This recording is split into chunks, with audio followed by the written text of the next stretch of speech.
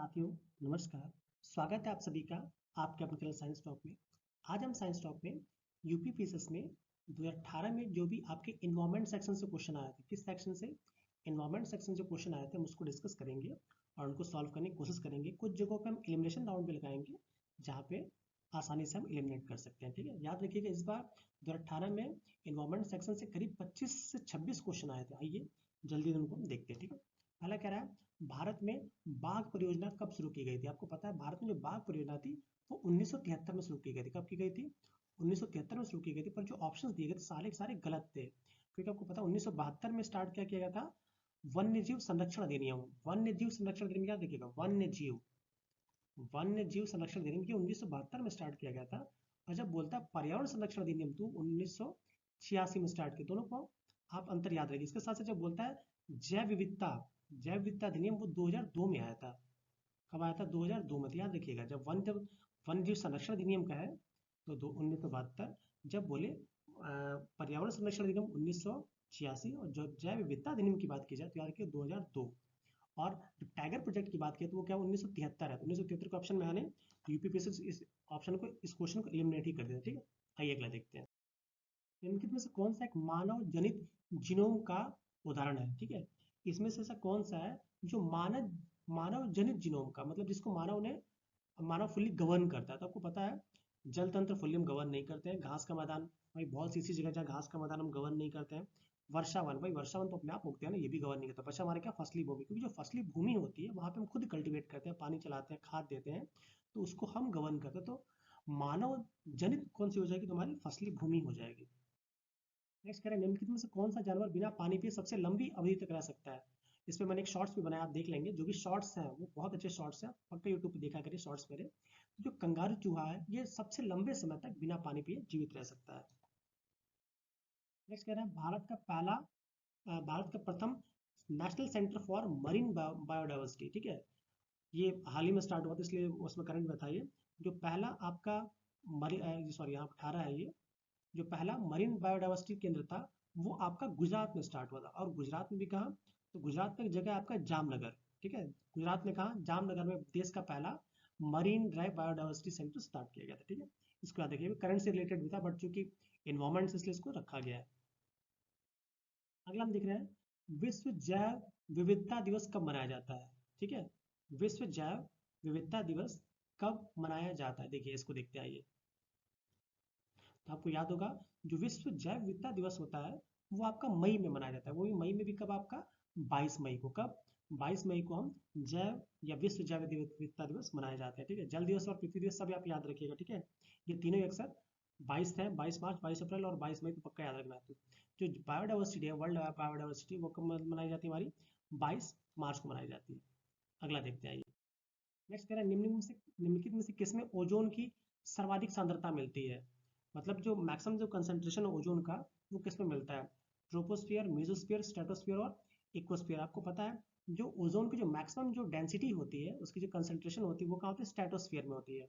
और स्ट्रेटोस्फियर के बारे में आप पक्का जानते ही होंगे। ठीक है, आइए नेक्स्ट देखते हैं। नेक्स्ट कह रहा है वैश्विक ऊष्मन के फलस्वरूप, ठीक है, वैश्विक ऊष्मन के फलस्वरूप निम्नलिखित में से किसकी बारंबारता और प्रचंडता बढ़ रही है? जो आपको पता है जब पूरे वर्ल्ड का जब टेम्परेचर धीरे धीरे इंक्रीज करेगा, ठीक है, इंक्रीज करेगा, तो बहुत सी आपकी प्राकृतिक आपदा आएंगी। पहला कह रहा है केवल चक्रवात की? नहीं भाई, चक्रवात क्या, चक्रवात, आंधी तूफान सब, हाँ देखिए सब ऑप्शन, चक्रवात भी आएगा, तूफान भी आएगा, बवंडर भी आएगा, बाढ़ भी आएगी, सब आएगा। तो हमारा ऑप्शन क्या हो जाएगा? हमारा डी, क्योंकि सारे के सारे ही सही है। ठीक, आइए नेक्स्ट देखते हैं। निम्नलिखित में से कौन सा, ठीक है, निम्नलिखित में से कौन सा स्वशासन संरक्षण रणनीति का उदाहरण नहीं है? ठीक है, स्वशासन संरक्षित नीति का उदाहरण है जयमंडलागार। ठीक है, जयमंडलागार, वनस्पति बाग, फिर आपका कह सकते हैं कि राष्ट्रीय उद्यान और पवित्र उपवन। तो जीवों को उनके प्राकृतिक रहने के लिए, ठीक है, जो इन सीटू बोलते हैं, स्वशासन को बोलते हैं इन सीटू। एक होता है इन सीटू और एक होता है एक्स सीटू। ठीक है, जो एक्स सीटू एक्वेरियम वगैरह हो गया, एक्स सीटू हो गया। ठीक है, जब इन सीटू जो उनकी प्राकृतिक आवास, जो प्राकृतिक जगह जहाँ पे वो रह सकते हैं उसको हम इन सीटू कहते हैं। तो आपको पता होगा कि निम्नलिखित में से कौन सा स्वशासन का संरक्षित रणनीति का उदाहरण नहीं है? तो इसमें से कौन सा उदाहरण नहीं है? आपको पता है कि जो आपका वनस्पतिक बाग होता है इसमें इसको हम लगाते हैं। ठीक है, इसको हम अपनी तरफ से लगाते हैं। तो ये हमारा इन सीटू का नहीं है। ठीक है, ये क्या है, इन सीटू का एग्जाम्पल ये जो वनस्पतिक बाग है, बॉटेनिकल गार्डन है, वो इन सीटू का एग्जाम्पल नहीं है। बाकी सारे के सारे गलत हो जाएंगे। हमारे कौन से वनस्पति उद्यान इसमें नहीं है। राष्ट्रीय उद्यान में चूंकि आपको पता है इसमें जंगल भी होते हैं, पेड़ पौधे सब कुछ, पवित्र उपवन तो ऐसा कुछ होता ही नहीं है। जयमंडल आगार, इसमें सारे के सारे आ जाएंगे। तो हम हमारा इन सीटू में क्या हमारा है, जिसमें हम सब लगाते हैं, वो हमारा वनस्पति बाग नहीं है। आइए नेक्स्ट देखते हैं। कह रहा है सूर्य के प्रकाश से पराबैंगनी विकिरण निम्नलिखित में से क्या पैदा करते हैं। आपको पता है जो सन से जो पराबैंगनी रेज आती हैं वो आपकी ओजोन ओजोन जो होती है O3 होता है, जब इसमें बहुत ज़्यादा एनर्जी पड़ती है तो O3 O2 plus nascent oxygen, जिसको नवजात ऑक्सीजन होता है, इसमें ब्रेक कर जाता है। तो कह रहा है कि निम्नलिखित में से क्या पैदा करती है, तो आपको पता है ओजोन ही पैदा करती है। ठीक है, जो पराबैंगनी किरणें होती है आपको हार्मफुल, आपको पता है, जो हमारी ओजोन की लेयर होती है वो उनको छान के हमारे लिए जो अच्छी होती है उसी को नीचे भेजती है, इसलिए हम ओजोन लेयर को हम पृथ्वी का छाता भी कहते हैं। ओजोन याद रखिएगा। नेक्स्ट क्वेश्चन हमसे बोला जा रहा है कि निम्न में से कौन सा सुमेलित नहीं है। निम्न में से कौन सा सुमेलित नहीं है। रेटनिंग पनीर, हाँ पनीर पक्का बिल्कुल खराब होता है, रेटनिंग सही है। ठीक है, जैव प्रौद्योगिकी प्लाज्मिड्स, आपको पता है बिल्कुल, जो बायोटेक्नोलॉजी है वो प्लाज्मिड्स पे बिल्कुल वर्क कर रही है, ये भी सही है। गोल्डन चावल विटामिन, आपको पता है कि चावल की एक बहुत अच्छी किस्म है गोल्डन चावल, जिसमें हमने फोर्टिफाइड, हमने कुछ ऐसा जीन में चेंजेस लाए हैं हम, जिसके चलते उसमें विटामिन ए की मात्रा एक्सेस में डाली गई है, तो ये भी सही है। फिर कह रहा है टोजोन परत, सॉरी टोजोन नहीं, कौन सी परत, ओजोन होता है ये, ओजोन परत, ट्रोपोस्फेयर नहीं, जो ओजोन परत होती है वो सबसे अधिक किस्म होती है स्ट्रेटोस्फेयर। तो दोनों पहले हमने क्वेश्चन देखा था किसमें होती है, स्ट्रेटोस्फेयर, तो गलत हो जाएगा, ट्रोपोस्फेयर नहीं होती। क्या होगी यहाँ पे, स्ट्रेटोस्फेयर। जो ओजोन परत है ये सबसे मैक्सिमम जो कंसंट्रेशन होती है कहाँ होती है, स्ट्रेटोस्फेयर में। तो सारे के सारे ऑप्शन सही है, इसको छोड़ के, ये ओजोन है। ठीक है, टोजोन नहीं है, सॉरी। आइए नेक्स्ट देखते हैं। निम्न में से कौन सही सुमेलित नहीं है, इसमें से हमें ये बताना है कि इसमें से कौन सा है जो सही सुमेलित नहीं है। ये आपका पहला कह रहा है कि जो बांदीपुर है, बांदीपुर राष्ट्रीय उद्यान कर्नाटक, बिल्कुल सही, हाँ वहीं पे है। जो मानस है, मानस नहीं होता, मानस नहीं, मानस होता है, मानस वन्यजीव अभयारण्य है, ये भी आपका असम में है, ये भी सही है। पेरियार वन्यजीव अभयारण्य, आपको पता है कि केरल में पेरियार पेरियार नदी बहती है, तो भाई केरल, ये भी सही है। फिर क्या सिमलीपाल राष्ट्रीय उद्यान, नहीं ये आपका उड़ीसा में है। सिमलीपाल कहाँ है, ये उड़ीसा में, और उड़ीसा में भी कहाँ पे है, मयूरभंज जिला। उड़ीसा में एक जिला है मयूरभंज, मयूरभंज जिले में ही आपका सिमलीपाल राष्ट्रीय उद्यान है। तो हमारा कौन सा ऑप्शन इसमें सही, मतलब कौन सा इसमें सम्मिलित नहीं है, तो हमारा ये वाला ऑप्शन सम्मिलित नहीं है। नेक्स्ट देखते हैं। मीथेन निम्न में से किसके द्वारा निकलती है और सर्जित होती है। केवल धान के खेतों द्वारा, बिल्कुल भाई, धान के खेतों में से मीथेन निकलती है। केवल दीमक की बाम्बी से, हाँ जो दीमक होते हैं उनकी जो बाम्बी, उनकी जो नहीं छोटे छोटे मिट्टी के घर बनाते थे तो उसमें से भी निकलती है, दोनों सही है। फिर कह रहा है ए और बी दोनों से, हाँ दोनों ही सही है, मतलब इसका ऑप्शन क्या हो जाएगा हमारा सी, क्योंकि दोनों से ही निकलती है। हाई नेक्स्ट देखते हैं।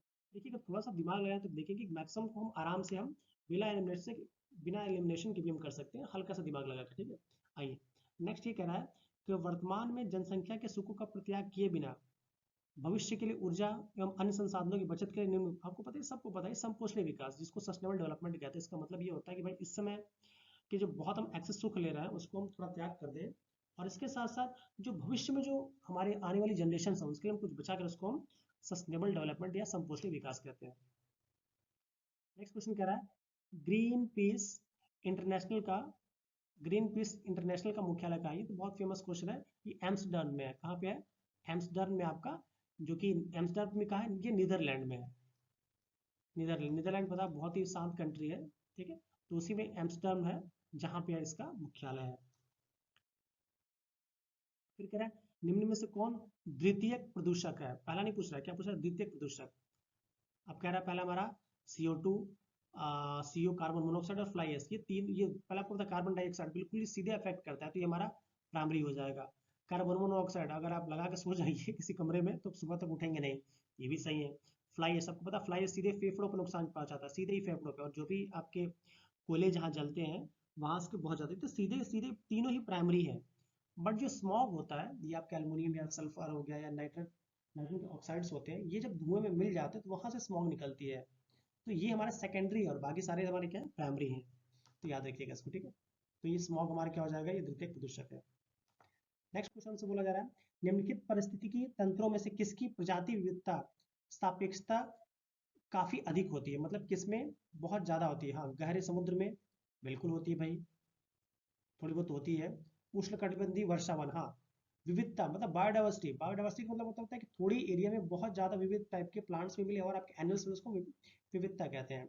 तो कह रहा है कि निम्नलिखित तंत्रों में किसमें प्रजाति विविधता सापेक्षता काफी अधिक होती है। हाँ भाई, उष्णकटिबंधीय वर्षावन में मैक्सिमम होती है, ठीक है, मरुस्थल में तो होगी नहीं। गहरे समुद्र में, भाई समुद्र में होगा बट गहरे समुद्र में नहीं होगा। फिर कोरल रीफ, कोरल रीफ भी आपको पता है जैसे हमारा लक्षद्वीप समूह वगैरह है, कोरल रीफ में भी आप कह सकते हैं कि कोरल है ये कोरल रीफ, यहाँ पे भी जैव विविधता बहुत ज्यादा पाई जाती है, ठीक है। तो आयोग ने दोनों ही ऑप्शन का सही माना था, बी और सी दोनों को ही सही माना था, ठीक है, दोनों ही सही है। आइए नेक्स्ट देखते हैं। जलवायु परिवर्तन पर संयुक्त राष्ट्र का सम्मेलन COP21, COP21 जो था वो कहाँ पे आयोजित हुआ, तो याद रखिए जो COP21 है वो सबसे अधिक फेमस है, उसको हम पेरिस समझौता ही बोलते हैं। क्या बोलते हैं हम? पेरिस समझौता ही बोलते हैं, तो इसका ऑप्शन क्या हो जाएगा हमारा? पेरिस हो जाएगा, ठीक है। जलवायु परिवर्तन का आपसे पूछा जाए कि पेरिस समझौता, तो पेरिस से नाम ही कोरिलेट कर रहा है, या COP21 कहाँ आयोजित हुआ, तो याद रखिएगा फ्रांस की राजधानी पेरिस में हुआ था। नेक्स्ट बोला जा रहा है कि जलवायु परिवर्तन पर भारत की पहली राष्ट्रीय कार्य योजना, ठीक है, भारत की पहली राष्ट्रीय कार्य योजना कब लोकार्पित की गई थी? कब लोकार्पित की? तो याद रखिएगा भारत की जलवायु परिवर्तन जलवायु परिवर्तन पर जो भी हमारी पहली राष्ट्रीय कार्य योजना थी वो आपकी 2008 में, ठीक है, 2008 में ये इसकी स्टार्ट की गई थी, ठीक है, तो इसको याद रखिएगा। नेक्स्ट क्वेश्चन से बोला जा रहा है कि सबसे अधिक स्थिर पारिस्थितिकी तंत्र कौन सा है? सबसे अधिक स्थिर पूछा जा रहा है, स्थिर पारिस्थितिकी तंत्र कौन सा? तो याद रखिए जो महासागर होते हैं वो सबसे अधिक, उसमें बहुत सारे चेंजेस नहीं आते हैं। जब पूछा जा रहा है कि सबसे अधिक स्थिर पारिस्थितिकी तंत्र कौन सा, तुम्हारा क्या हो जाएगा? सागरीय या महासागरीय जो पारिस्थितिकी तंत्र होते हैं वो बहुत ज्यादा स्थिर होते हैं, ठीक है। आइए नेक्स्ट देखते हैं। फिर कह रहा है इंसर्टेटर्स का प्रयोग निम्नलिखित में से किसके लिए किया जाता है? जो इंसर्टेटर्स होते हैं इनका प्रयोग मेनली हम जो कूड़ा कचरा जो होता है इनको रखने के लिए, या सॉरी रखने नहीं, रखना कहा, रखेंगे कहा, जलाने के लिए। जो इंसरेटर्स होते हैं ये ऐसे इंस्ट्रूमेंट्स होते हैं जिसमें कूड़े कचड़े को हम आसानी से जला सकते हैं। तो इंसरेटर्स का प्रयोग हम कहाँ करते हैं? हम कूड़े कचड़े को जलाने के लिए। आइए नेक्स्ट क्वेश्चन देखते हैं हम। हरित गृह प्रभाव क्या है, मतलब ग्रीन हाउस इफेक्ट क्या है? तो आपको पता है ग्रीन हाउस इफेक्ट का क्या है। ग्रीन हाउस इफेक्ट के चलते बहुत ज़्यादा वैश्विक ताप की वृद्धि होती है। जब वैश्विक ताप की वृद्धि होगी तो इससे क्या होगा, हमारा इन्वायरमेंट हमारा कह सकते हैं कि अफेक्टेड होगा, बहुत ज़्यादा बाढ़ आएगी, तूफान आएगा, तो याद रखिएगा ताप से वृद्धि होती है।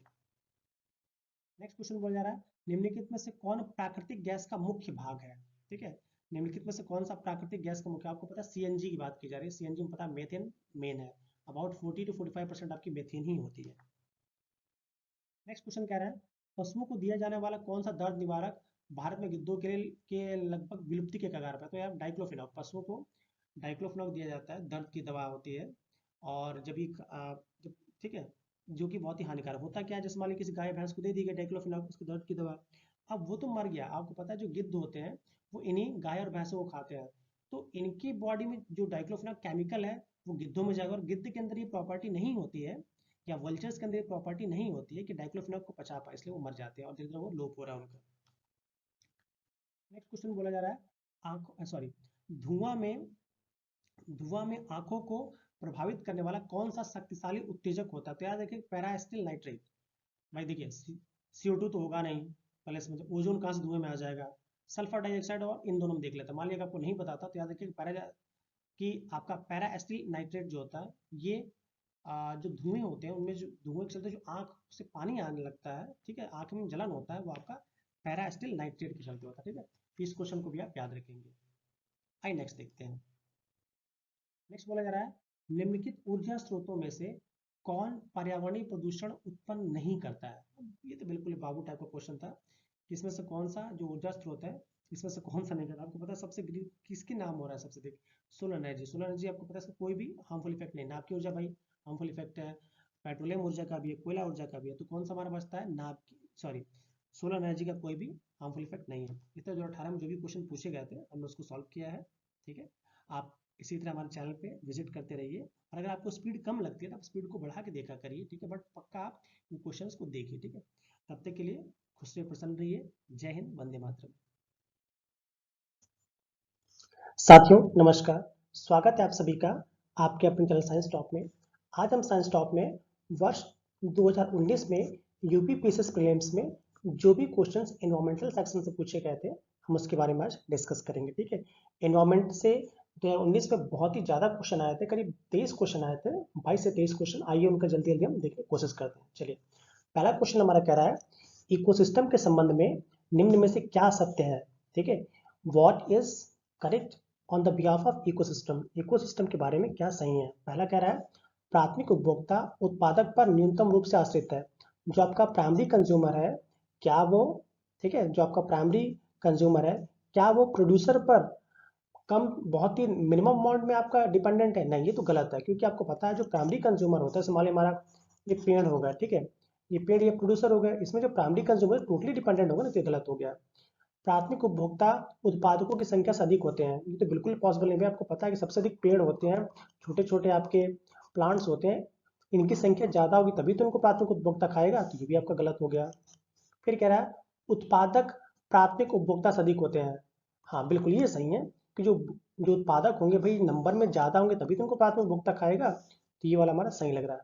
नेक्स्ट कह रहे हैं द्वितीय उपभोक्ता अधिकतम होने के साथ साथ बहुत ही शक्तिशाली नहीं। द्वितीय उपभोक्ता अधिकतम में सबसे अधिक जो होता है किसी भी इकोसिस्टम में वो आपका प्रोड्यूसर होता है, तो ये गलत हो जाएगा, ठीक है। तो ऑप्शन हमारा कौन सा सही है, सी। आइए अगला देखते हैं। सेकंड क्वेश्चन हमारा कह रहा है सुपोषण के संबंध में निम्नलिखित में से कौन सा से कथन सही है। सुपोषण, सुपोषण को बोलते हैं यूट्रिफिकेशन बोलते हैं, यूट्रिफिकेशन बोलते हैं। सुपोषण का मतलब ये होता है जैसे मान लीजिए हमारे घरों से जो, ये मान लीजिए एक आपका तालाब है, ठीक है, हमारे घरों या नदी है जो भी समझ जाइए, हमारे घरों से जो भी सीवेज का वाटर निकलता है या नालियों का पानी निकलता है, किचन का पानी निकलता है, इसमें बहुत ज़्यादा न्यूट्रिएंट होते हैं, ठीक है। अपशिष्ट पदार्थ जो हमारे हमारे लिए तो अपशिष्ट है, बट वो प्लांट्स के लिए, कुछ छोटे एनिमल्स के लिए वो न्यूट्रिएंट होता है। वो जब आपका सीवेज का पानी, हमारे किचन का पानी, ये सब पानी जब होके आपके किसी तालाब में जाता है, तो ये बहुत ही ज़्यादा इसके न्यूट्रिएंट वैल्यू को बढ़ा देता है, इसको बहुत ज़्यादा ये रिच कर देता है, जिसके चलते जो इसमें एल्गीज होते हैं, जो इसमें एल्गीज होते हैं, जलकुंभी होते हैं, उनको बहुत ज़्यादा न्यूट्रिशन मिलता है, उनको बहुत ज़्यादा पोषण मिल गया जो उन्हें चाहिए होता है। तो इस पानी में उनको बहुत ज़्यादा पोषण मिल गया तो इनकी ग्रोथ बहुत तेज़ी से होगी। जब इनकी ग्रोथ बहुत तेज़ी से होगी उस पूरे प्लांट तालाब में अगर एल्गी ही फैल गए, शैवाल ही फैल गए, तो इसके साथ साथ उन्हें ऑक्सीजन भी चाहिए होगा। तो ऑक्सीजन के लिए पानी में जो अवेलेबल आपका ऑक्सीजन है जिसको बोलते हैं बीओडी, बायोलॉजिकल ऑक्सीजन डिमांड, उसको एब्जॉर्ब कर लेंगे। और जब उसको एब्जॉर्ब कर लेंगे तो जो भी एक्वेटिक एनिमल है, जो या एक्वेटिक ऑर्गेनिज्म है जिनको पानी की बहुत ज़्यादा आवश्यकता है, सॉरी इस पानी में ऑक्सीजन की बहुत ज़्यादा आवश्यकता है, वो मरने स्टार्ट हो जाएंगे या उनकी ग्रोथ कम हो जाएगी, इसीलिए वो उनकी ग्रोथ कम हो जाएगी। यही आपका यूट्रिफिकेशन होता है। तो पहला हमारे क्या रहा है, यह जल निकाय के पोषण तत्वों का संवर्धन। हाँ बिल्कुल, संवर्धन मतलब होता है एक्सेस में करना, कि जो भी जल निकाय होगा इसमें भाई न्यूट्रिएंट बढ़ रहा है ना, तो संवर्धन कर रहा है, इंक्रीज कर रहा है न्यूट्रिएंट वैल्यू को, तो पहला सही है। सेकंड कह रहा है यह जल में घुलित ऑक्सीजन को कम करता है। बिल्कुल जैसे मैंने समझाया, क्योंकि यूट्रिफिकेशन ज्यादा होगा, पानी में ज्यादा न्यूट्रिएंट आएंगे तो एल्गीज ज्यादा ग्रो करेंगे। जब एल्गीज ज्यादा ग्रो करेंगे तो इसके साथ साथ जो बायोलॉजिकल ऑक्सीजन डिमांड, जो ऑक्सीजन है पानी में डिजोल्व, उसको एब्जॉर्ब कर लेंगे वो। जब उसको एब्जॉर्ब कर लेंगे तो ऑक्सीजन तो कम होगा ना, तो ये जल में घुलित ऑक्सीजन कम करते हैं। तो दोनों के दोनों ही सही है। ऑप्शन हमारा कौन सा सही हो जाएगा, सी। आइए नेक्स्ट देखते हैं। थर्ड क्वेश्चन हमारा कह रहा है मानव गतिविधियों से परिवर्तित पर्यावरण क्या कहलाता है। मतलब जो हमारी ह्यूमन एक्टिविटीज है उससे जो मॉडिफाइड या उससे जो अफेक्टेड आपका जो इन्वायरमेंट होगा उसको हम क्या कहेंगे। आपको पता है कि जो ह्यूमन से अफेक्टेड जो इन्वायरमेंट होता है उसको कहते हैं एंथ्रोपोजेनिक आपका इन्वायरमेंट, या एंथ्रोजेनिक भी कह सकते हैं। एंथ्रोजेनिक इन्वायरमेंट या एंथ्रोपोजेनिक इन्वायरमेंट कहते हैं, क्योंकि आपको पता है एंथ्रोपोलॉजी अपना पढ़ा है, इसको हिंदी में होता है नृविज्ञान, हिंदी में क्या बोलते हैं हम, नृविज्ञान, और इंग्लिश में क्या बोलते हैं एंथ्रोपोलॉजी। तो जो ह्यूमन बींग्स के चलते अगर कोई पर्यावरण हमारा अफेक्टेड हो रहा है उसको बोलते हैं एंथ्रोपोनिक या एंथ्रोजेनिक इन्वायरमेंट, ठीक है। आइए नेक्स्ट देखते हैं। हाँ तो ये कह रहा है भूमध्य रेखा से ध्रुवों की ओर जाति विविधता में वृद्धि होती है। अरे भाई आपको पता है, ये थोड़ा ज्योग्राफी का क्वेश्चन मुझे लग रहा है बट रख दिया है, कोई दिक्कत नहीं। जैसे मान लीजिए कि ये हमारा आपका इक्वेटर हो गया, ठीक है, जिसको भूमध्य रेखा कहते हैं। अब इससे आप ध्रुवों की ओर जाएंगे तो भाई घटती है ना, बढ़ती कहाँ है, क्योंकि आपको पता है कि भाई जहाँ पे अब आपके इक्वेटर है, तो इक्वेटर है यहाँ पे हीट सनलाइट बहुत, जब सनलाइट बहुत ज्यादा होगी तो यहाँ बारिश भी बहुत ज्यादा होगी। तो ये एक रीजन है, यहाँ पे जब बारिश बहुत ज्यादा होगी, अमेजन वन यहाँ आसपास बारिश बहुत ज्यादा होगी तो वहाँ पे बहुत ज्यादा आपके ऑर्गेनिज्म में मिलेंगे। जब ऑर्गेनिज्म ज्यादा मिलेंगे तो वहाँ जैव विविधता ज्यादा होगी ना। तो हमारे इक्वेटर के पास ज्यादा जैव विविधता मिलती है ना कि इधर। और ध्रुवों पे तो आपको पता है बिल्कुल शीत क्षेत्र है, बहुत ही आपका कोल्ड रीजन है, तो वहां तो जैव विविधता बिल्कुल कम से कम मिलेगी। तो पहला ऑप्शन मुझे गलत लग रहा है, ठीक है। आइए और देख लेते हैं। उष्णकटिबंधीय शीतोष्ण क्षेत्रों की अपेक्षा अधिक जातियों को आश्रय दे। हाँ बिल्कुल भाई, जो ये उष्णकटिबंधीय बोल सकते हैं आपका ट्रॉपिकल रीजन, तो भाई ऑब्वियस बात है जहाँ हीट ज्यादा है वहाँ बारिश ज्यादा होगी तो वहाँ ज्यादा ज्यादा वो ऑर्गेनिज्म मिलेंगे, तो ये हमारा सही है। सी देख लेते हैं, विशालतम जैव विविधता अमेजनी वनों में पाई जाती है, जिसमें कह दिया भाई अमेजन के जो वन है, ठीक है, अमेजन के वन है, जब वन ज्यादा है तो वहाँ पे विविधता ज्यादा मिलेगी, ये भी सही है। नेक्स्ट कह रहा है जाति विविधता, जाति हो जाएगा, जाति विविधता शीतोष्ण क्षेत्रों से ध्रुवों की ओर घटती है, ठीक है, शीतोष्ण क्षेत्रों से ध्रुव, भाई आपको पता है जो आपका कोल्ड रीजन है, आपका टेम्परेट रीजन कह सकते हैं, यहाँ से जब इधर जाएंगे तो बिल्कुल घटेगी, क्योंकि भाई बहुत ज्यादा कोल्ड हो जाएगा, तो ये भी हमारा सही, तो गलत हमारा क्या हो जाएगा ए, भूमध्य रेखा से ध्रुवों की ओर जाति विविधता में वृद्धि होती है, बिल्कुल गलत है, क्योंकि इधर घटती है, ठीक। आइए नेक्स्ट देखते हैं। नेक्स्ट क्वेश्चन कह रहा है हमारा पांचवा, निम्नलिखित में से कौन सा वायु प्रदूषण के जैविक सूचक का प्रसिद्ध उदाहरण है, मतलब आपका बायोलॉजिकल इंडिकेटर कौन सा है जो बताता है कि हमारा कि आपका एयर पॉल्यूशन हो रहा है, तो बहुत ही फेमस क्वेश्चन है, बार बार आता है। लाइकेंस, जो लाइकेंस होते हैं आपको पता है एल्ग्यूज और फंगीज से मिलकर बने होते हैं, तो लाइकेंस जो होता है these are the best indicator of air pollution, ठीक है, इस क्वेश्चन को रट्टा मार लीजिए। आइए अगला देखते हैं। नेक्स्ट कह रहा है गैस जो धान के खेत से उत्सर्जित होती है तथा भूमि के तापमान में वृद्धि करती है, means the gas which emerges from the paddy field and increases the land temperature, एक ऐसा गैस जो कि पैडी या धान के खेत से निकलती है और भूमि के टेम्परेचर को बढ़ाती है, तो याद रखिएगा वो हमारा है मीथेन। मीथेन एक ऐसी गैस है जो दलदली भूमि होती है, दलदली भूमि होती है, वहां से आपका CH4 मीथेन निकलती है, ठीक है। और मीथेन यहाँ से नहीं, जो हमारे, ये भी क्वेश्चन पूछा गया, जो हमारे पशु जो होते हैं, जो जुगाली, जैसे गाय भैंस जुगाली करते हैं, उनके जुगाली करने से भी मीथेन निकलती है, और आपको पता है मीथेन जो है एक ग्रीन हाउस गैस है, जब ग्रीन हाउस गैस है तो आपका टेम्परेचर को बढ़ाएगी, तो ऑप्शन हमारा क्या हो जाएगा मीथेन, क्योंकि धान का खेत की बात, इसलिए हम मीथेन का ध्यान देंगे, ठीक है। नेक्स्ट नेक्स्ट क्वेश्चन देखते हैं, हमारा छठवां क्वेश्चन है, अंतरराष्ट्रीय सौर संगठन का सचिवालय वर्तमान में किस स्थान पर, आपको पता है जो अंतरराष्ट्रीय सौर संगठन है इसका सचिवालय भारत में, वो हमारा कहाँ है, गुरुग्राम, ठीक है, जिसको पहले गुरुग्राम ही बोलते थे, ठीक है, तो यहाँ पे हमारा इसका सचिवालय है। नेक्स्ट नेक्स्ट हमारा कह रहा है 100% सौर ऊर्जा पर चलने वाला भारतवर्ष का प्रथम केंद्र शासित प्रदेश, देखिए केंद्र शासित बोल रहा है, याद रखिएगा, तो केंद्र शासित में तो आपको पता है सारे के सारे ये हमारे केंद्र शासित है, तो इसमें जो दीव है, जिसको दमन दीव बोलते हैं, दीव बोल दिया गया, जो दीव है वो भारत का पहला पूर्णतः सोलर एनर्जी पर चलने वाला, आपका 100% सोलर एनर्जी चलने वाला ये हमारा यूनिटी टेरिटरी है, इसको याद रखिएगा। नेक्स्ट कह रहा है निम्नलिखित घटनाओं को उनके प्रारंभ के कालानुक्रम में व्यवस्थित कीजिए, ये क्वेश्चन किस पे भी पूछा है, इसको ध्यान से देखेंगे हम, ठीक है, इनको हमें अरेंज करना है कि कौन सा पहले हुआ कौन सा बाद हुआ, ठीक है। देखिए अब आपको थोड़ा सा याद हो गया होगा, जो प्रोजेक्ट टाइगर है ये कब आया आपका, ये आपका 1973 में आया है, जो प्रोजेक्ट हाथी है वो आपका कब आया, 1992 में आया है।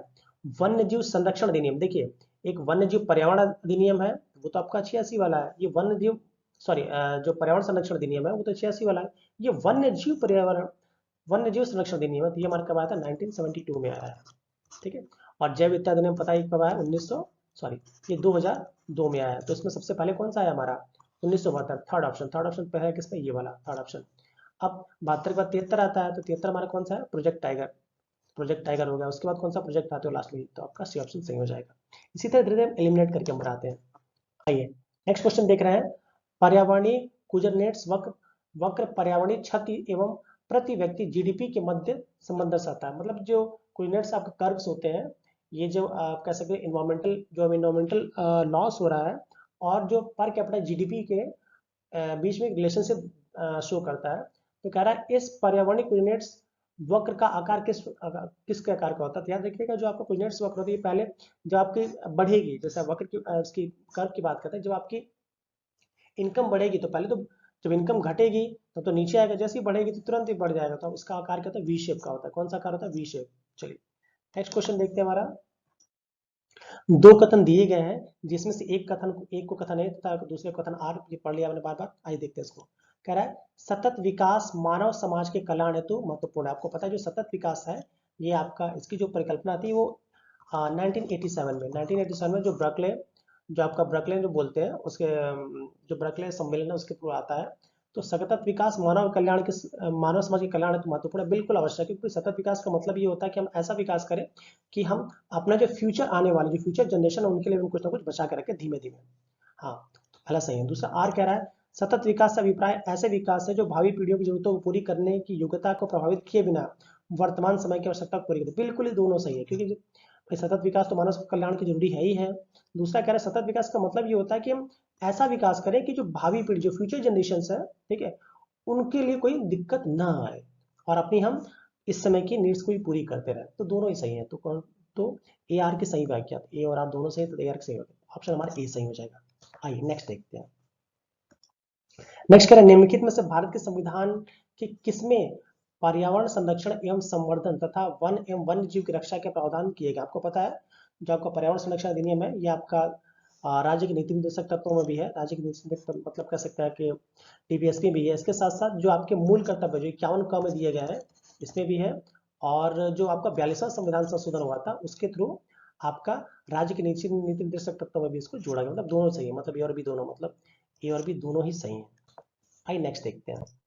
नेक्स्ट क्वेश्चन कह रहा है निम्नलिखित में से कौन सा सही सुमेलित नहीं है। हमें ये बताना है इसमें कौन सा सही सुमेलित नहीं है। तो आपको पता है जो कार्टेजना प्रोटोकॉल है ये बिल्कुल ही बायोसेफ्टी से रिलेटेड है। जो स्टॉकहोम सम्मेलन आपको पता है ये भी आपका जैविक प्रदूषण से है। मॉन्ट्रियल प्रोटोकॉल ये तो बिल्कुल फेमस है आपको ओजोन परत के लिए। क्योटो प्रोटोकॉल ये जल संरक्षण से नहीं है, ठीक है। क्योटो प्रोटोकॉल ये ऑप्शन डी हमारे क्या हो जाएगा, गलत हो जाएगा। आइए नेक्स्ट देखते हैं।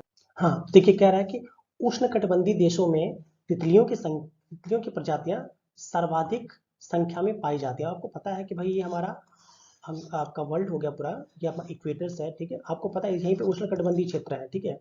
ये जो बीच का देखते हैं आप उष्णकटिबंधीय जो क्षेत्र है आपका, इन देशों में तितलियों की संख्या सर्वाधिक है। बिल्कुल सही है भाई, जहाँ पे उष्णकटिबंधीय क्षेत्र है वहाँ बारिश ज़्यादा होगी तो वहाँ प्लांट्स ज़्यादा ग्रो करेंगे, बहुत तेजी से ग्रो करेंगे, एनिमल्स बहुत तेजी से ग्रो करेंगे। तो यहाँ पे ऑब्वियस सी बात है यहाँ मैक्सिमम अमाउंट में आपकी जो बटरफ्लाइज हैं उनकी मैक्सिमम जो कह सकते हैं स्पीसीज यहाँ मिलेंगी।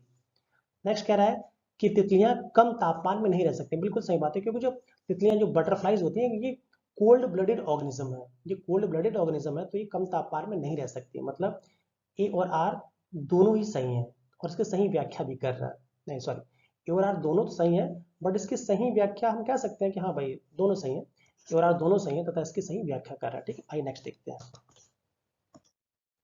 नेक्स्ट क्वेश्चन कह रहा है हमारा पारस्की तंत्र में एक पोषी स्तर से दूसरे पोषी स्तर में स्थानांतरण से मूव करने से ऊर्जा की मात्रा घटती है। आपको पता है इसमें प्लांट्स हो गया, ये प्लांट हो गया हमारा, ठीक है। सपोज करें इस प्लांट पे हमारी 1000 kilo calorie energy, 1000 kilo calorie energy है। अब इस प्लांट को एक बकरी खा गई, सपोज कर लीजिए बस, ठीक है।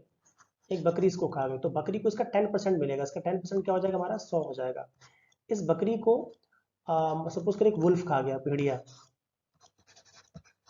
तो इसका 10%, तो ये हमारे क्या हो जाएगा, इसको 10 किलो कैलोरी मिलेगी। अब इस वुल्फ को सपोज करें एक लॉयन खा गया तो इस जो 10 है इसका 10% हमारा क्या 1 किलो कैलोरी। तो आप क्या देख रहे हैं एनर्जी का फ्लो जैसे जैसे हम ऊपर मूव कर रहे हैं, ठीक है, तो घट रहा है ना, तो इसका क्या हो जाएगा घटती है। इसी को हम 10% लॉ कहते हैं। नेक्स्ट हम देख रहे हैं कि निम्नलिखित में से कौन सा जैविक नाइट्रोजन निर्धारण से संबंधित है। आपको पता है जो जैविक नील हो जाएगा, नील है इस सवाल। निम्नलिखित में से कौन सा जैविक नाइट्रोजन निर्धारण से संबंधित है। लाल सवाल, भूरा सवाल, हरा सवाल, नील हरी सवाल। जो ब्लू ग्रीन एल्गी होती है बीजीए बोलते हैं, यही धान के खेतों वगैरह में पाई जाती हैं। इसके साथ साथ जो जहाँ ये इसका काम ये होता है कि ये जो वायुमंडल में जो भी कह सकते हैं कि फोटोसिंथेसिस के थ्रू जो भी नाइट्रोजन होता है ये उसको भूमि में या लैंड में कह सकते हैं कि उसको ट्रांसफॉर्म करने का काम करता है। तुम्हारा ब्लू ग्रीन एल्गी इसका सही आंसर है, ठीक है। ब्लू ग्रीन एल्गी है। नीला हरित सवाल। नेक्स्ट हम देखते हैं धुआं, स्मॉग आवश्यक रूप से वायुमंडल में निम्नलिखित में किसकी उपस्थिति के कारण होता है। आपको पता है स्मॉग होता है बहुत ज्यादा दिल्ली में फैला हुआ था और हर साल फैल जाता है दिवाली के बाद। तो इसलिए अक्सर यूपीएससी के साथ साथ यूपीपीएससी से क्वेश्चन उठाने लगता है। ऑक्सीजन और ozone, how come it's possible नहीं, क्योंकि ओजोन तो भाई छानने का काम करता है ना, तो ओजोन स्मॉग नहीं बनाएगा। ऑक्सीजन तो बहुत ज्यादा अबाउट 20% है एनवायरमेंट में, तो इसके लिए हो नहीं सकता है। ओजोन तो था नाइट्रोजन, आपको पता है नाइट्रोजन कितना है भाई, कह सकते हैं कि अबाउट 79 to 80% है। और ओजोन ये तो और कह सकते हैं कि आपकी इनर्ट गैस है, तो ये भी आखिरी गैस है, तो ये भी इसके रिस्पॉन्सिबल नहीं होगी। नेक्स्ट कह रहा है ऑक्सीजन तथा नाइट्रोजन, अगर ऑक्सीजन और नाइट्रोजन से बनना होता है, आपको पता है यही दोनों तो मिलकर पूरा एनवायरमेंट को भर रहा है, तो इनकी प्रेजेंस से तो नहीं होना चाहिए। बचा हमारा क्या नाइट्रोजन तथा सल्फर के ऑक्साइड। हाँ, क्योंकि जो गाड़ियों के धुएं होते हैं उसमें पेट्रोल जलता है, डीजल जलता है, जो सल्फर होता है फुल्ली वो बर्न नहीं होता। तो SO2 sulphur dioxide, sulphur trioxide और नाइट्रोजन के भी नाइट्रस ऑक्साइड, नाइट्रोजन डाइऑक्साइड, इनके जो ऑक्साइड्स होते हैं उन्हीं की उपस्थिति के चलते धुआं या स्मॉग बनता है, जो कि अक्सर पराली जलाने से बहुत ज्यादा फैल जाता है।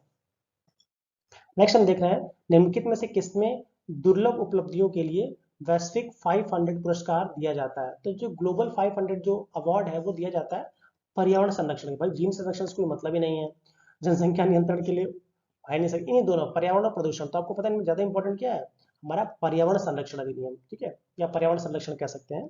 तो जो ग्लोबल 500 जो पुरस्कार या प्राइज है वो दिया जाता है पर्यावरण संरक्षण के लिए। अगला हम देखते हैं भारत में सबसे अधिक जैव विविधता संपन्न क्षेत्र कौन सा, मतलब हमारा बायोलॉजिकल हॉटस्पॉट कौन सा है, इसमें सबसे अधिक है।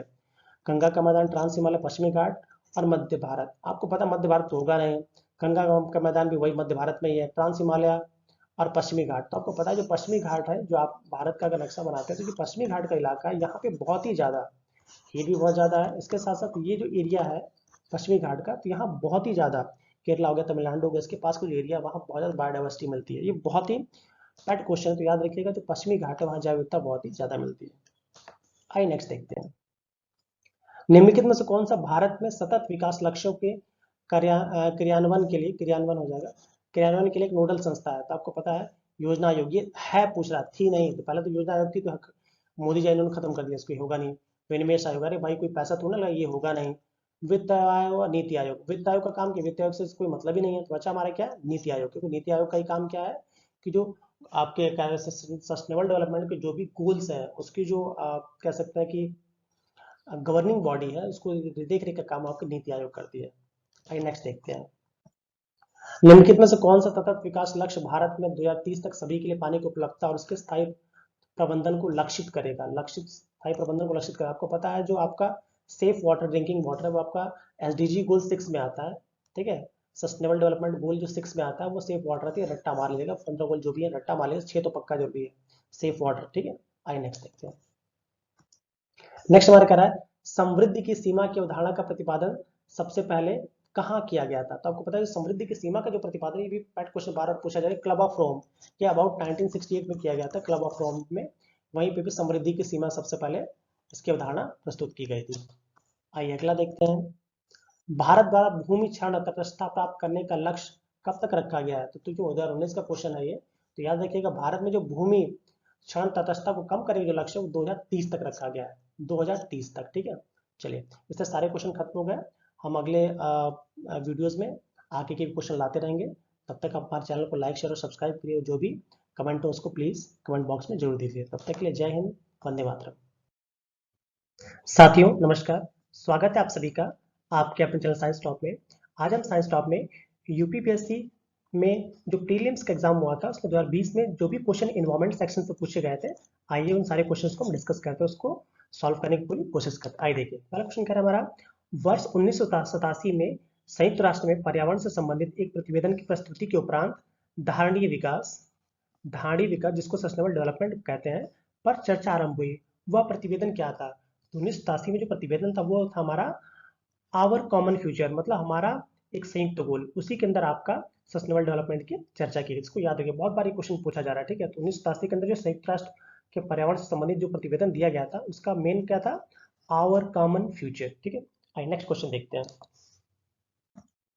नेक्स्ट क्वेश्चन कह रहा है वर्ष 1962 में प्रकाशित पुस्तक साइलेंट स्प्रिंग जिसमें विश्व पर्यावरणीय आंदोलन को गति मिली थी, के लेखक कौन थे। इसी के बाद आपको पता है कि भारत में बहुत सारा चिपको मूवमेंट से लेके बहुत सारे मूवमेंट आपके स्टार्ट हुए थे।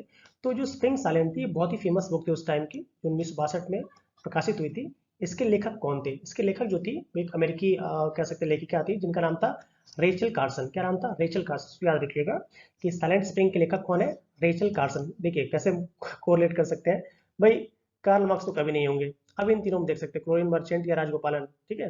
तो वैसे छोड़ दिए, एक तो मैंने एलिमिनेट कार्ल मार्क्स कर ही दिया, तो रेचल कार्सन है इसके, ठीक। आई नेक्स्ट देखते हैं, निम्नलिखित में से कौन सा है एक वन्य प्राणियों के विलुप्तीकरण का प्रमुख कारण नहीं है।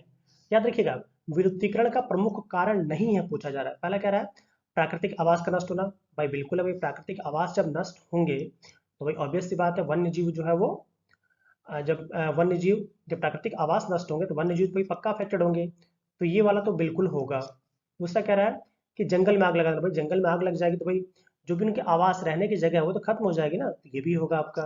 नेक्स्ट कह रहा है वन्य प्राणियों का अवैध वाणिज्यिक व्यापार। हाँ बिल्कुल सही है भाई, कि जो वन्य जीव है उनका अवैध वाणिज्यिक व्यापार, मतलब उनको शिकारी उसको पकड़ लेते हैं, गोली मार देते हैं, उनके सींग खाल अलग अलग चीजें बेचते हैं, तो ये भी है आपका, ठीक है। जनसंख्या की तीव्र वृद्धि, भाई वन तो जनसंख्या की तीव्र वृद्धि से बहुत ज्यादा इसका संबंध तो नहीं है, बट ठीक है, बट आप मान सकते हैं कि इसका कोई डायरेक्ट इम्पैक्ट नहीं है। तो हमारी जनसंख्या की वृद्धि से इसका कोई डायरेक्ट इम्पैक्ट नहीं है, हमारा डी ऑप्शन जो है यही हमारा ऑप्शन हो जाएगा, ठीक है।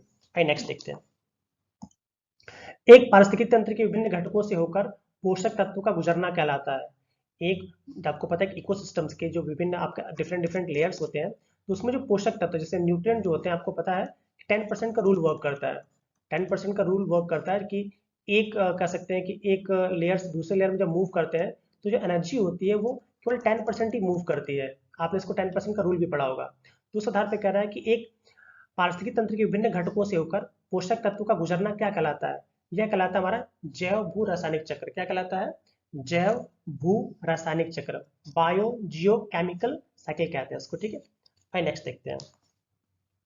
नेक्स्ट हमारा कह रहा है हरित गृह प्रभाव के अभाव में भू सतह का औसत तापमान क्या होगा? देखिए, जैसे हम कहते हैं भाई ग्रीन हाउस गैसेस जो बहुत हार्मफुल है, बट इनके कुछ ना कुछ बेनिफिशियल इफेक्ट भी है। जैसे आपको पता है कि जो भी ग्रीन हाउस गैस CO2 हो गया, ठीक है, CO2 हो गया, फिर आपका मेथेन हो गया, इन सब के बहुत से अच्छे इंपॉर्टेंस भी हैं, क्योंकि ये गैसेस जो होती है एनर्जी को ट्रैप करती है। मतलब एनर्जी जो सन से लाइट से एनर्जी आती है उसको ट्रैप करती है, बांधे रखती है, और इसी के चलते हमारा इन्वायरमेंट गर्म रहता है। तो अगर ये ग्रीन हाउस गैसें ना हो तो हमारा जो भू सतह जो तापमान, जैसे पृथ्वी का जो औसत तापमान है वो अबाउट 14.5 डिग्री सेंटीग्रेड है। डिग्री सेंटीग्रेड की बात कर रहा हूँ मैं, 14.5 डिग्री सेंटीग्रेड है इस समय जो तापमान है औसत।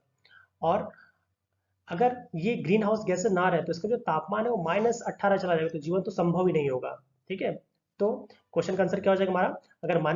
अगर ग्रीन हाउस गैसेस को निकाल दिया जाए भू सतह से तो कितना हो जाएगा तापमान हमारा? About -18 degree centigrade. नेक्स्ट देखते हैं। समुदायों का पूर्ण क्रम जो क्रमशः एक निश्चित स्थान पर बदलता है कहलाता है। भाई समुदायों का पूर्ण क्रम, एक पूर्ण जो क्रम होता है एक निश्चित प्लेस पे अगर समुदायों का पूर्ण क्रम चेंज होता है तो उसको हम सीयर कहते हैं। क्या कहते हैं? सीयर। याद रखिएगा, सीयर कहते हैं। नेक्स्ट देखते हैं। पोषकीय सस्टेनेबल पर्यटन का मुख्य उद्देश्य क्या है? देखिए, पोषकीय या सस्टेनेबल पर्यटन का मुख्य उद्देश्य क्या है इसको देखते हैं। पहला, पर्यटकों की संख्या में वृद्धि। अच्छा, मुख्य उद्देश्य पूछा, मुख्य उद्देश्य मतलब मेन गोल क्या है? पर्यटकों की संख्या में वृद्धि। भाई ऑब्वियस सी बात है, हम पर्यटन करेंगे तो संख्या वृद्धि तो हमें चाहिए ही चाहिए। बड़े पैमाने पर पर्यटन, बड़े पैमाने पर पर्यटन और लघु पैमाने पर यात्राओं का प्रबंध करना, ये भी हो सकता है। सांस्कृतिक अखंडता और पारिस्थितिकी प्रक्रियाओं को बनाए रखते हुए, ठीक है, पर्यावरण का प्रबंधन करना, पर्यावरण का प्रबंधन करना, ये ज्यादा सही है। क्योंकि पूछा ना मुख्य उद्देश्य क्या है? भाई पर्यटकों की संख्या तो वृद्धि चाहते हैं, इसके साथ हम चाहते हैं कि जो सांस्कृतिक अखंडता हो, जैसे लद्दाख में है और पता लगे कि जाके वहां पे बिल्कुल अत्याचार मचाए पड़े हैं, कचरा फेंक रहे हैं, तो सांस्कृतिक अखंडता, वहां की जो कल्चरल ट्राइब्स है उसकी पूरी कह सकते हैं कि उनकी सारी विविधताओं को, उनके कल्चर्स को समझते हुए पारिस्थितिकी प्रतिक्रियाओं, भाई एनवायरमेंट को कोई हार्मफुल इफेक्ट ना हो, इसको करते हुए अगर पर्यटन बढ़ रहा है तो वो हमारा ज्यादा सही। तो इसका ऑप्शन हमारा क्या हो जाएगा? सी। डी तो होगा ही नहीं। ठीक है, तो क्या हो जाएगा? सी। आई नेक्स्ट देखते हैं। नेक्स्ट क्या आ रहा है? निम्नलिखित में से कौन सा एक प्राकृतिक रूप से, निम्नलिखित में से कौन सा एक प्राकृतिक रूप से वायुमंडल में पाई जाने वाली ग्रीन हाउस गैस नहीं है? याद रखिएगा, क्या है? नहीं है। आपको पता है CO2 होता है, मेथेन, ओजोन सब होता है। क्या होता है हमारा? नाइट्रोजन ऑक्साइड नहीं होता है। नाइट्रस ऑक्साइड तो होता है, नाइट्रस ऑक्साइड होता है, नाइट्रोजन ऑक्साइड नहीं होता। तो ऑप्शन हमारा क्या हो जाएगा? Nitrogen oxide. नेक्स्ट कह रहा है सामान्यतः पर्यावरण को निम्न प्रकार से वर्गीकृत किया जा सकता है, निम्नलिखित में से कौन सा इस वर्गीकरण का एक अंश नहीं है? परिचालन पर्यावरण, भौतिक पर्यावरण, सांस्कृतिक पर्यावरण और आपका जैविकी पर्यावरण। देखिए, ऐसे क्वेश्चन को करते समय हमें ये ध्यान रखना है कि इसमें कौन सा ऐसा पॉइंट है जिसको कि हम एलिमिनेट कर सकते हैं। और एलिमिनेट करने के लिए अब देखिए, भौतिक पर्यावरण बिल्कुल होता है, सांस्कृतिक पर्यावरण भी होता है, और जैव तो होगा। तो बचा हमारे क्या? परिचालन। क्योंकि भाई हमें परिचालन से कोई मतलब ही नहीं है ना, ये वर्ड जो है इंडिकेट ही नहीं कर रहा है कि भाई परिचालन का मतलब क्या है आपका। ठीक है, तो सारे के सारे परिचालन इसमें क्या होगा? नहीं होगा। आइए नेक्स्ट देखते हैं।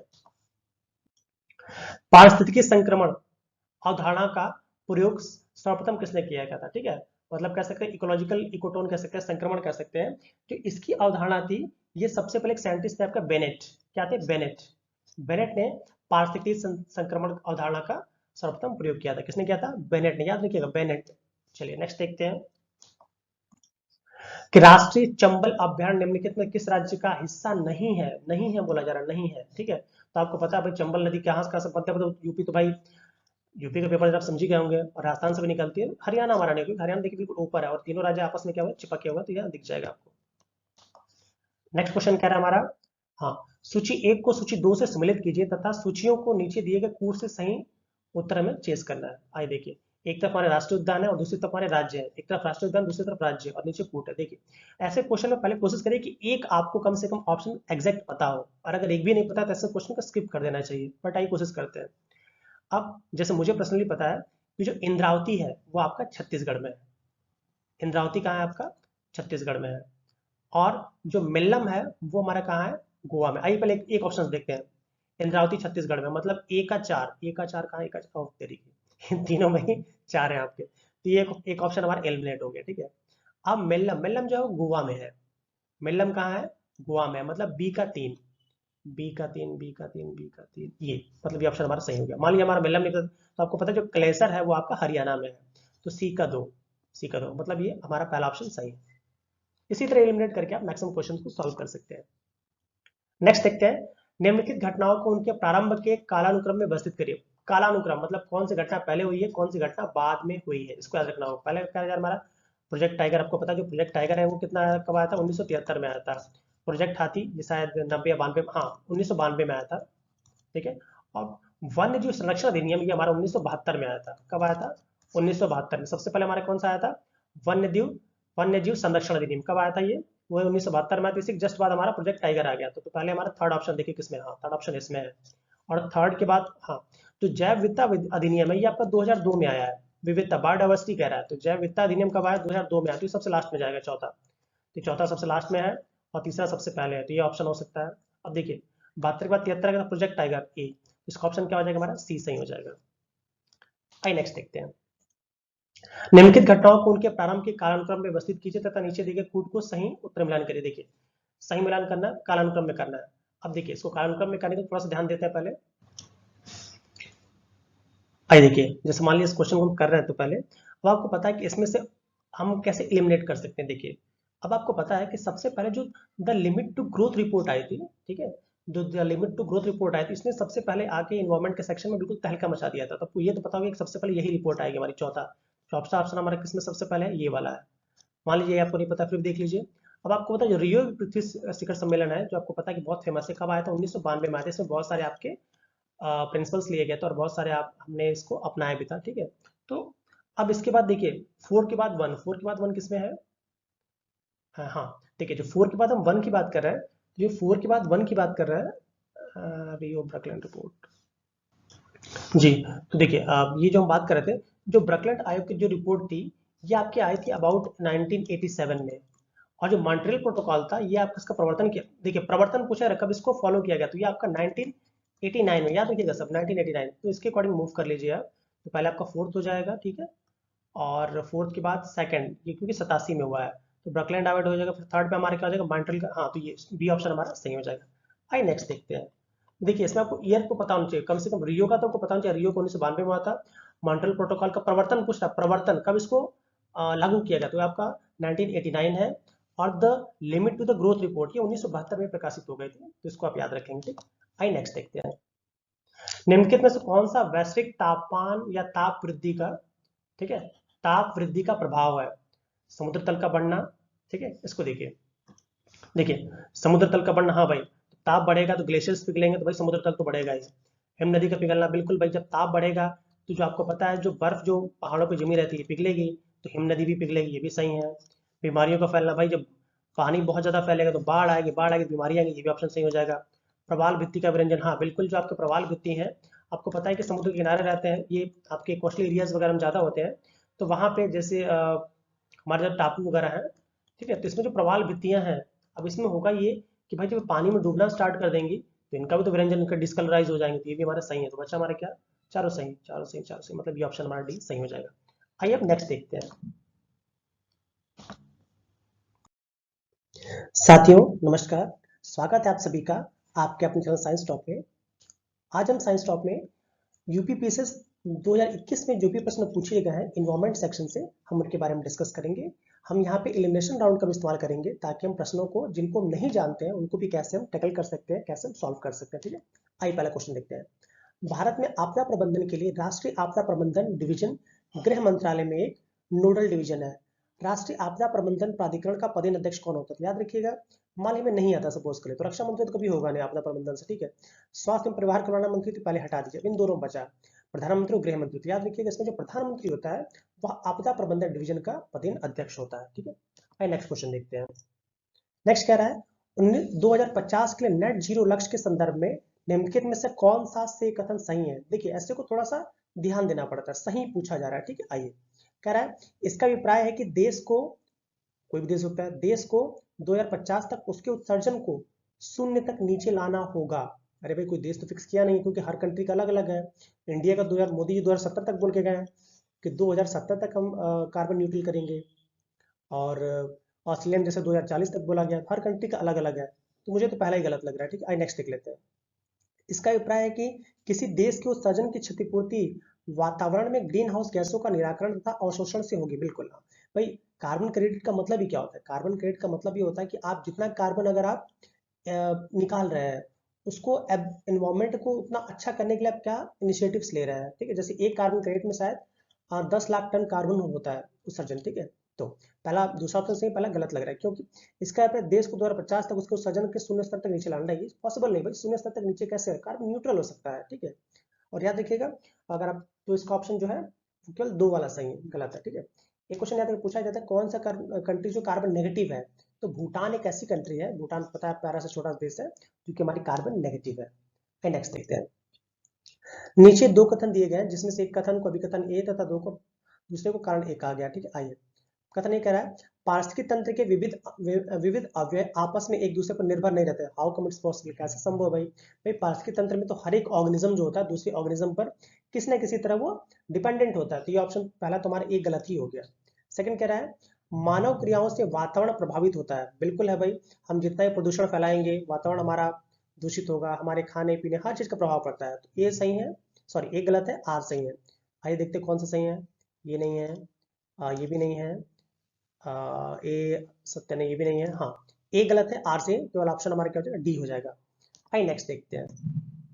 कह रहा इको मार्क प्रतीक निम्नलिखित में किससे संबंधित? इको मार्क, अरे ई से एनवायरमेंट याद है। इको मार्क जो होता है वो ऐसे जैसे हम एग मार्क की बात करते हैं, एग मार्क आपको पता होगा, एग मार्क जो होता है वो देखते हैं शुद्धता के लिए हम एग मार्क का प्रयोग करते हैं, ठीक है। जिसका क्या कह सकते हैं कि मेन जो सिटी है वो नागपुर में है, जहाँ से वो स्टार्ट किया जाता है। बट जब इको मार्क की बात करें, इको मार्क इन्वायरमेंट से संबंधित है, तो हमारा क्या हो जाएगा? पर्यावरण के लिए सुरक्षित सामग्री से, जिसके ऊपर इको मार्क लग गया मतलब पर्यावरण के लिए बिल्कुल सुरक्षित है। नेक्स्ट कह रहा है, सूची 1 को सूची 2 से सम्मिलित कीजिए तथा सूचियों के जिनसे दिए गए कूट के सही उत्तर का मिलान करिए। आइए अब देखिए, अब इसमें अगर आपको आता, अगर एक भी आता हो तो आप कर लेंगे, ठीक है, आसान होता है। आइए देखते कोशिश करते हैं। जैसे मुझे पता है कि नौकरेक का जो होता है वो आपका मेघालय होता है, मतलब डी का 2। तो डी का 2 ऑप्शन में मिलाइए कि डी पे कहाँ पे 2 पे, अरे बाप रे, तो देख रहे हैं डी में 3 में 2 है, ठीक है, 3 में तो एक ऑप्शन तो हमने एलिमिनेट कर दिया, ठीक है। आइए, अब आपको पता है कि जो क्वेर स्टार्ट करते हैं, चलिए हाँ, सिमलीपाल वैसे उड़ीसा में, मान ली नहीं पता आपको, आपने पंचमढ़ी का नाम सुना होगा, ठीक है। पंचमढ़ी वो स्थान है जहाँ पे भगवान राम माँ सीता और लक्ष्मण के साथ वहां रहते थे, ठीक है। जो पंचमढ़ी अगर आपने पढ़ी हो तो, ठीक है, जो कि मातृषण गुप्त जी की है। तो पंचमढ़ी, अब इसमें से कहाँ, उत्तराखंड में हो सकता है कि मेघालय तो होगा, मेघालय पहले फिट हो गया। उत्तराखंड, मध्य प्रदेश, उड़ीसा, उड़ीसा में तो होगा नहीं। तो बचा हमारा क्या? मध्य प्रदेश और उत्तराखंड में। आपको पता है कि वो मध्य प्रदेश की तरफ घूमते हुए गए, तो पंचमढ़ी कहाँ हो जाएगा हमारा? पंचमढ़ी हो जाएगा हमारा एमपी में। आइए, मतलब बी का 3, बी का 3 किसमें है? बी का पहला ऑप्शन हट गया है, बी का 3। आइए, तो मतलब ये भी हट गया, क्योंकि बी का 4। अब इन दोनों में कंफ्यूज करना, अब इन दोनों में से कोई एक आपको आ रहा है तो कंफर्म कर लेंगे। तो आपको पता होना चाहिए नंदा देवी जो है ये आपका उत्तराखंड में है, तो बच्चा हमारा क्या? सी का 1। सी का 1 कहाँ है? सी का 1, हाँ, ये तो ऑप्शन बी हमारा सही हो जाएगा, ठीक है। आइए एक एक करके इस तरह एलिमिनेट करते हैं। आइए दोस्तों, हम अगले प्रश्न की तरफ मूव करते हैं। नेक्स्ट कह रहा है, निम्नलिखित में से किस वर्ष में भारत सरकार का पर्यावरण संरक्षण अधिनियम पारित किया गया था? देखिए 2022 में सेम क्वेश्चन सेम ऑप्शन के साथ आए हैं, तो आपको पता होगा कि जो पर्यावरण संरक्षण अधिनियम है 1986 में पास किया गया था, ठीक है। आइए नेक्स्ट देखते हैं। कह रहा है कि रिंगल मेन स्केल का प्रयोग निम्नलिखित में से किसके घनत्व मापने में किया जाता है? सपोज आपको नहीं आता है, तो देखिए ध्वनि, कोहरा, धुआं, प्रदूषित जल। तो आपको पता है प्रदूषित जल में बीओडी वगैरह हम चेक करते हैं, ये तो होगा नहीं। कोहरा, अरे भाई कोहरा को कौन मेजर करता है? क्योंकि हम मेनली ऐसी चीजें देखेंगे जो हमारे इन्वायरमेंट के लिए शूट कर रही हो, होगा नहीं। बचा कोहरा और ध्वनि में, तो आपको पता है कि जो ध्वनि होती है, ध्वनि के लिए अलग पैरामीटर्स आते हैं, तो हमारा सॉरी आंसर क्या आ जाएगा हमारा? धुआं हो जाएगा। हम रिंगल मेल स्केल से हम धुआं, चूंकि वायु प्रदूषण का बहुत ज्यादा इसमें रोल चल रहा है, तो रिंगल मेल स्केल जो होता है वो धुएं के लिए किया जाता है। मैक्सिमम लोग का क्वेश्चन गलत हुआ, क्योंकि पहली बार सबने सुना हुआ क्वेश्चन, नहीं आता क्वेश्चन, ठीक है। नेक्स्ट नेक्स्ट कहते हैं, एक अनवनीकृत ऊर्जा का स्रोत क्या? अनवनीकृत जो फिर से वापिस न आ पाए, तो आपको पता है अगर पेट्रोलियम एक बार हम जला लें तो वापस तो आएगा नहीं। बायोगैस भाई गोबर से है और नेचुरल होती है तो आ सकती है। वायु गैस भाई वायु ऊर्जा आपको पता है कि बिल्कुल एवरग्रीन है। सोलर एनर्जी भी एवरग्रीन, तो बचा हमारा क्या पेट्रोलियम, क्योंकि एक बार खत्म हो गई तो वापस नहीं आएगी। तो ऑप्शन हमारा क्या हो जाएगा बी। आइए नेक्स्ट देखते हैं। विश्व ओजोन दिवस, सेम क्वेश्चन फिर से रिपीट 2022 में हुआ है। 16 दिसंबर को आपको पता है विश्व ओजोन दिवस मनाया जाता है। नेक्स्ट कह रहा है फ्लाई एश प्रदूषण होता है, ये भी क्वेश्चन बहुत बार रिपीटेड है। फ्लाई एश प्रदूषण किससे होता है? तेल शोधक कारखानों से नहीं। तो याद देखिए फ्लाई एश होता है तो कल कारखानों में, जो कल कारखाने होते हैं जहाँ पे कोयला वगैरह जलाया जाता है वहीं से फ्लाई एश का प्रदूषण होता है। उर्वरक उद्योग में होगा नहीं तो बचा हमारा क्या, ताप विद्युत संयंत्र, क्योंकि जो ताप विद्युत संयंत्र होते हैं वहीं पे आपका कोयला जलाया जाता है, बहुत ज्यादा लकड़ियां जलाई जाती हैं जिससे फ्लाई एश निकलती है। नेक्स्ट देखते हैं हम। वायुमंडल में प्रकाश के प्रसार का कारण क्या? आपको पता है वायुमंडल में जैसे कि बहुत सारे धूल के कण होते हैं, देखिए ऑप्शन मिल गया धूल के कण। धूल के कणों का काम ये होता है कि एक प्रक्रिया होती है प्रकीर्णन, प्रकाश का प्रकीर्णन। तो ये सनलाइट को एब्जॉर्ब कर लेते हैं और एब्जॉर्ब होने के चलते ये हमारा आकाश भी जो नीला दिखाई देता है। ठीक है, तो याद रखिएगा धूल के कण भाई CO2 गैस ही तो करेगी नहीं, हेलियम ये भी गैस ही करेगी नहीं। अब इन दोनों में से बचा भाई जलवाष्प कैसे करेगा वो? ठीक है, तो बचा हमारा जलवाष्प एक लिमिट तक है और धूल के कण ऊपर तक जाएंगे। तो याद रखिएगा जो धूल के कण होते हैं इन्हीं का काम होता है कि प्रकाश के प्रसार का ये आपका एब्जॉर्ब करके दिखाते रहे। ठीक है, नेक्स्ट देखते हैं। साथियों नमस्कार, स्वागत है आप सभी का आपके अपने चैनल साइंस टॉप पे। आज हम साइंस टॉप पे यूपीपीसीएस 2022 में जो इन्वायरमेंट से रिव्यू क्वेश्चन पूछे गए हैं हमारे उनको डिस्कस करेंगे और उनको एलिमिनेशन राउंड की हेल्प से हम धीरे सॉल्व करने की कोशिश करेंगे। आइए देखते हैं। पहला क्वेश्चन हमारा कह रहा है कि भारत सरकार द्वारा पर्यावरण संरक्षण परीक्षण या संरक्षण अधिनियम कब पारित किया गया था? चित्र आपको पता है कि भारत सरकार द्वारा जो पर्यावरण संरक्षण अधिनियम था वो 1986 में पारित किया था। कब किया गया था? 1986 में। इसको आप याद रखेंगे। ठीक है, आइए नेक्स्ट क्वेश्चन देखते हैं। नेक्स्ट कह रहा है नीचे दो कथन दिए गए हैं, एक को अभिकथन ए तथा दूसरे को कारण कहा गया है। अब देखिए अभिकथन देखते हैं हम। लिग्नेटिक क्षेत्र में पादप प्लवक अधिकता में वृद्धि करते हैं। आपको पता है लिग्नेटिक क्षेत्र वो होता है जिनमें फाइटोप्लैंक्टन, पादप प्लवक इंग्लिश में बोलते हैं फाइटोप्लैंक्टन्स। ठीक है, लिग्नेटिक क्षेत्र पादप प्लवक मतलब खुले क्षेत्र में, खुला क्षेत्र समझ जाइए, खुले क्षेत्र में क्या पादप प्लवक अधिकता से वृद्धि करते हैं। हाँ बिल्कुल सही है भाई, जब ओपन एरिया होगा तो जो भी आपके फाइटोप्लैंक्टन्स होंगे जो जलीय पौधे होते हैं वो बहुत तेजी से वृद्धि करते हैं। तो पहला ऑप्शन तुम्हारा सही है। कारण कह रहा है लिग्नेटिक क्षेत्र पानी का खुला क्षेत्र होता है, ये भी सही है, दोनों ही सही है कि भाई जब खुला क्षेत्र होगा, लिग्नेटिक क्षेत्र पानी का खुला क्षेत्र होता है, मैंने पहले समझा दिया था आपको। तो अब इसमें कह रहा है कि क्या उसमें पादप प्लवक तेजी से वृद्धि करेंगे? ऑब्वियस सी बात है भाई, जो उसको धूप ज्यादा मिलेगी, न्यूट्रिएंट्स ज्यादा मिलेंगे तो ज्यादा वृद्धि करेगा। मतलब दोनों ही सही है। तो पहला ऑप्शन क्या कर रहा है, ए सही आर ये तो गलत हो जाएगा। ए तथा आर दोनों सही है, मतलब आर ए की सही व्याख्या दोनों, ये बी ऑप्शन हमारा सही है। ठीक है, आइए नेक्स्ट देखते हैं। नेक्स्ट कह रहा है ओजोन दिवस किस तिथि को मनाया जाता है? आप सभी को अच्छी तरह पता होगा जो ओजोन दिवस होता है वो 16 सितंबर को प्रतिवर्ष मनाया जाता है। नेक्स्ट कह रहा है निम्नलिखित में से कौन सा वृक्ष पर्यावरण के लिए खतरा है? तो आपको पता होगा केला तो खतरनाक है नहीं क्योंकि इसकी जड़ें बहुत नीचे नहीं जाती हैं। नीम को पता है कि पर्यावरण में बहुत ज्यादा इसका अच्छा उपयोग है, इसकी दवाइयां बनती हैं, पर्यावरण को शुद्ध करने का काम करता है। बबूल भी नहीं है। बचा हमारा क्या, यूकेलिप्टस। यूकेलिप्टस को हम पर्यावरण का दुश्मन भी कहते हैं क्योंकि यूकेलिप्टस जो होता है इसकी जड़ें बहुत नीचे तक जाती है और ये बहुत ज्यादा पानी को एब्जॉर्ब करता है। इसीलिए हम से जब पूछा जाए कि पर्यावरण के लिए खतरा कौन सा है तो याद रखिएगा यूकेलिप्टस का पेड़। ठीक है, आइए नेक्स्ट हमसे बोला है किस देश में प्राकृतिक आर्सेनिक प्रदूषण सबसे अधिक मिलता है? इन ऑप्शंस में बोला जा रहा है भारत, बांग्लादेश, भूटान और आपका श्रीलंका। इनमें से आपको ये देखिएगा कि इनमें सबसे अधिक डेंस पॉपुलेशन किसमें है? तो डेंस पॉपुलेशन आपकी बांग्लादेश में। तो याद रखिएगा जो सबसे अधिक आर्सेनिक का प्रदूषण था, अभी WHO की 2018 में रिपोर्ट आई थी, उसमें चिली हो गया, बांग्लादेश हो गया, इन सब देशों को बोला गया था। चूंकि चिली ऑप्शन में नहीं है, बांग्लादेश है, तो हमारा ऑप्शन क्या हो जाएगा, बांग्लादेश। चलिए नेक्स्ट ऑप्शन हमारा क्या रहा है। नेक्स्ट क्वेश्चन, पृथ्वी का वायुमंडल निम्नलिखित में से मुख्यतः किसके द्वारा तप्त होता है, मतलब गर्म होता है? प्रकीर्ण सौर विकिरण, लघु तरंग और सौर किरण, दीर्घ तरंग और स्थलीय किरण और परावर्तित सौर किरण। ठीक है, तो ये याद रखिएगा कि जब भी जैसे मान लिया आपको पता है कि जो सन से जो एनर्जीज आती हैं, ठीक है, वो अलग अलग वेव्स के फॉर्म में आती हैं। ठीक है, वेव्स के फॉर्म में आती है, उसको जो गर्म करने का काम होगा भाई, जिसकी वेवलेंथ ज्यादा होगी, तरंगदैर्घ्य ज्यादा, वही तो विकिरण गर्म करेगा। तो इसका ऑप्शन हमारा क्या हो जाएगा, दीर्घ तरंग स्थलीय विकिरण। जो दीर्घ तरंग की जो स्थलीय विकिरण होगी उन्हीं की हेल्प से हमारा वायुमंडल का नीचा प्राप्त होता है, बहुत तेजी के साथ गर्म हो जाता है। नेक्स्ट क्वेश्चन कहा जा रहा है भारत में सौर ऊर्जा द्वारा संचालित पहला हवाई अड्डा कौन सा है? तो आपको अच्छी तरह पता, करंट का क्वेश्चन था ये तो, कि भारत में सौर ऊर्जा द्वारा संचालित जो पहला हवाई अड्डा है वो आपका कोचीन है। और याद रखिएगा कोचीन भारत का ही नहीं विश्व का ऐसा पहला हवाई अड्डा है जो कि पूर्णतः सौर ऊर्जा से संचालित होता है।